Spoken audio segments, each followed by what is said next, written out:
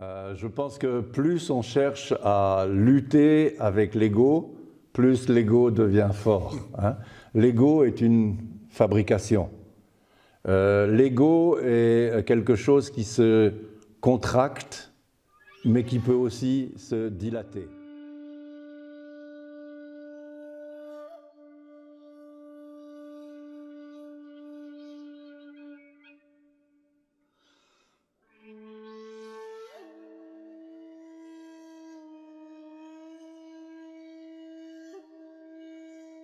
So, hello, thank you for this interview. Hello. And my first question is one of the most important questions in Zen, or maybe also in other traditional ways, spiritual ways, is the question of what is I, or what am I? So my question to you is, who are you?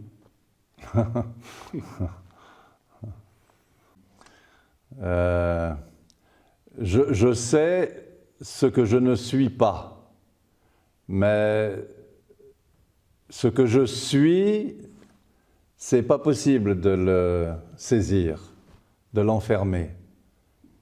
Alors je sais pas. Many people searching in Zen for enlightenment or awakening, as it is in a personal experience. What is awakening? What is enlightenment?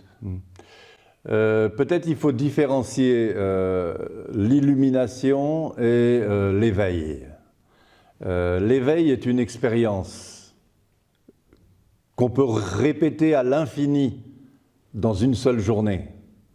À chaque instant, on peut éveiller sa conscience. L'illumination, peut-être, c'est plus ce qu'on fait de sa vie. Qu'est-ce que je fais de ma vie? Si je regarde ma vie aujourd'hui, c'est quoi? Et par rapport à ça, on peut peut-être voir si c'est une vie éclairée, une vie un peu lumineuse ou pas. C'est plutôt l'effet qui est visible. La chose elle-même n'est pas visible. Are there any requirements needed for this awakening? What method use Zen? Oh, la base de toute la pratique du Zen, c'est le Zazen. Maître Deshimaru, mon premier maître, nous a enseigné que cela. Asseyez-vous, faites Zazen. Par rapport à Zazen, tout devient clair. À partir de Zazen, dans Zazen, tout l'enseignement du Bouddha, tout le Dharma devient lumineux, clair. Donc le véritable enseignement du Zen, c'est faites Zazen. À partir de Zazen, on découvre le Dharma, se découvre. What is Zazen? What is Zen practice? And how to practice Zazen? What we are doing during Zazen? Zazen, ça commence avec une posture du corps. Il faut stabiliser le mental. Nous pensons trop. Nous sommes trop dans les pensées et nous donnons beaucoup trop d'importance à nos pensées, à nos points de vue, nos préjugés, nos opinions. D'abord, il faut calmer. Et après, il faut laisser agir, faire Zazen. L'esprit devient naturellement Mushotoku, sans but, sans avoir besoin de chercher quelque chose d'autre que ce qui est maintenant. Et la conscience Hishiryo s'élève, la pensée avant les mots, pas la pensée verbale, la pensée intellectuelle, la pensée avant les mots, la pensée fraîche, la pensée qui jaillit, qui qui est en unité avec le moment présent, avec les circonstances. How we can overcome what Buddha called dukkha or suffering? Il faut clarifier ce qu'est dukkha. Pas seulement souffrance. Dukkha, c'est la soif. Dukkha, c'est le manque. Dukkha, c'est l'insatisfaction. Qui est insatisfait? À partir de cette question, on peut clarifier dukkha. Dukkha, on ne peut pas couper dukkha. L'idée de l'être humain, c'est de couper les souffrances. C'est un concept. La souffrance fait partie, les difficultés, les problèmes, les souffrances, toutes les contrariétés de la vie quotidienne font partie de la vie. C'est pas quelque chose qu'on doit éliminer. C'est quelque chose, c'est à la source. Il faut clarifier qui est à l'origine de dukkha. In some Zen texts, we can read, you must cut your ego or destroy your ego. So the next question is how to overcome the ego. Is it necessary to kill it or destroy it? Je pense que plus on cherche à lutter avec l'ego, plus l'ego devient fort. L'ego est une fabrication. L'ego est quelque chose qui se contracte, mais qui peut aussi se dilater. Et tout le temps, c'est comme ça. L'ego n'est pas saisissable.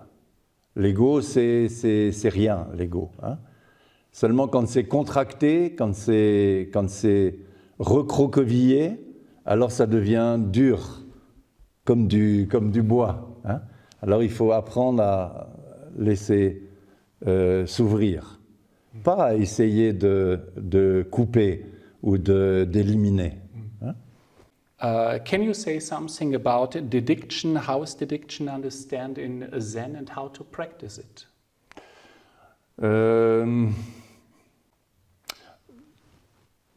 Devant Bouddha, tous les matins, nous faisons la cérémonie, nous faisons sampai devant Bouddha, devant le pouvoir cosmique.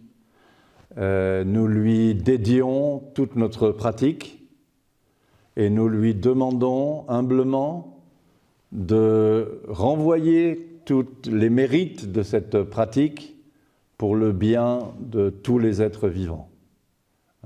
Et cette dévotion dans le zen, c'est une forme d'abandon. Nous faisons la cérémonie tous ensemble, nous chantons les sutras tous ensemble, nous nous prosternons tous ensemble, nous offrons tout à Bouddha pour qu'il le renvoie, qu'il le partage avec tous les êtres vivants, pour apaiser les souffrances, pour apaiser les conflits sur la terre.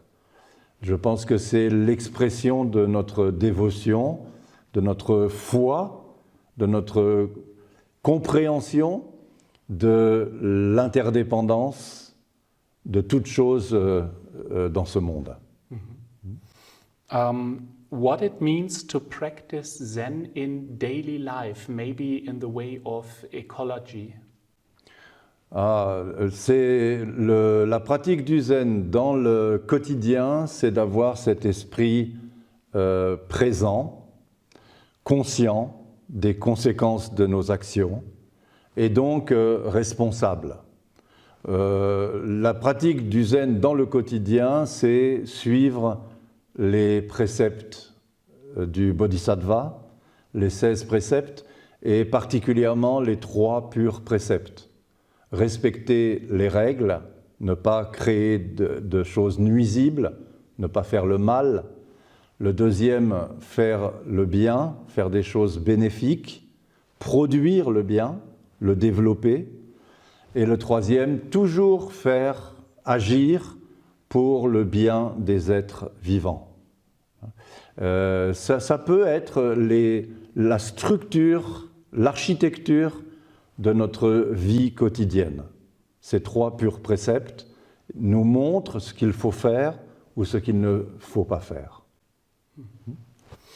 The last question, what is your important and short hint for practitioners and for people who want to start with Zen practice? What is your advice? Moi, je conseillerais de commencer tout de suite à pratiquer dans de bonnes conditions.